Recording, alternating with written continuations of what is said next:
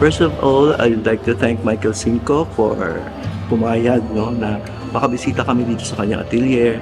Kasi nga po, ang aking mga estudyante ay na-idolize talaga nila si Michael. So, maganda rin na makita nila first hand kung anong ginagawa sa isang shop na ganito. Darating din sila dyan kapag makuha nila yung mga ugali ng isang magaling at masipag at matyaga na estudyante sa dressmaking and fashion design. Hello! Today is a big day.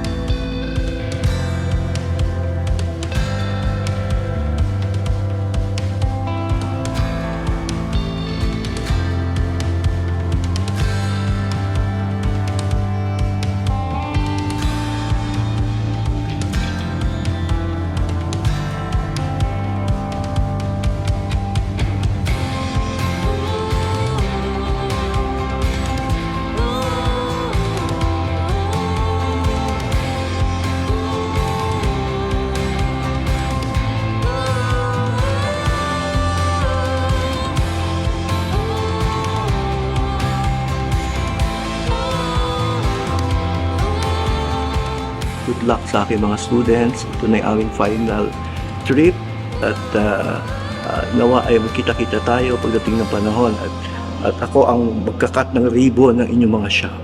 Okay? So thank you so much.